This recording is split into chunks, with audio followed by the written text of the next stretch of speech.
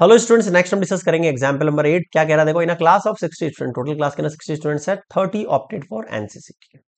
तो मैं यहां पर लेट कर सकता हूं A B the events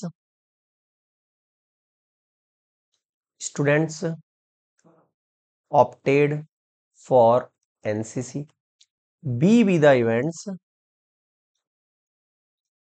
students opted for NSS.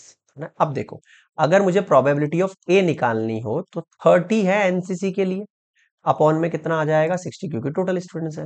अगर प्रोबेबिलिटी ऑफ बी निकालनी यानी एन एस एस के लिए निकालना है तो 32 अपॉन 60 हो जाएगा।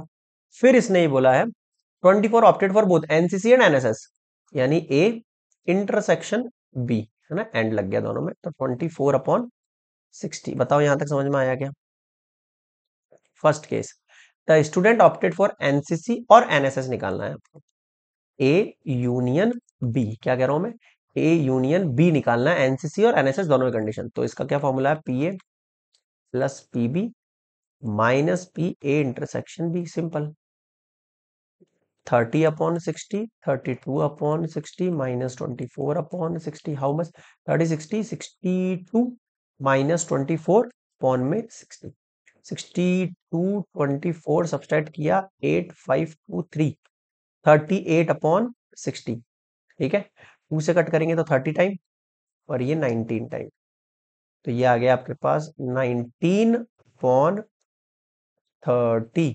क्लियर है फर्स्ट केस। सेकंड केस देखो, the student opted neither NSS nor NCC nor NSS, यानी कि आपको ना तो एनसीसी सही है ना ही एनएसएस सही है, दोनों का डैश। अब इन दोनों का डैश का मतलब क्या हो गया, ए यूनियन बी का डैश। ए यूनियन बी का डैश का मतलब हो गया 1 minus probability of A union B हो गया।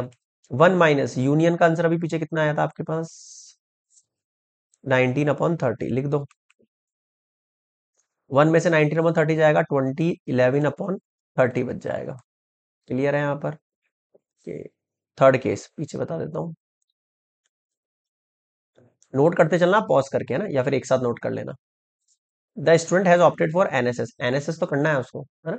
अब ये एनसीसी था, ये एनएसएस था, यानी कि आपको एनएसएस करना है बट नॉट एनसीसी, यानी बी माइनस ए निकालना है। क्या निकालना है, बी माइनस ए। अब ये कैसे निकालते हैं, प्रोबेबिलिटी ऑफ बी में से मैं माइनस, देखो इसका मतलब ये है, मैं समझा देता हूँ आप। बी माइनस ए का मतलब है ये वाला पार्ट, ये ए और ये बी है, तो ये वाला पार्ट है बी माइनस ए, ये वाला पार्ट निकाल। इसका मतलब मैं बी में से माइनस कर देता हूँ ए इंटरसेक्शन बी को, यानी इस वाले पार्ट को, बस सिंपल। पीबी की वैल्यू अपने पास कितनी थी, आप शुरू में देख लो, 32 अपॉन 60। ए इंटरसेक्शन बी की वैल्यू कितनी थी, 24 अपॉन 60। अब इसको सब्सट्रैक्ट करो आप, 24 30 यानी 6 2 8 अपॉन 60, 2 से कट कर दे, 2 से 4 टाइम 30 टाइम, फिर 2 टाइम 15 टाइम, यानी कि 2 अपॉन 15 आपका आंसर हो गया है थर्ड पार्ट के लिए। This is complete example number 8। Next मिलेंगे हम एग्जाम्पल नंबर 9 पर।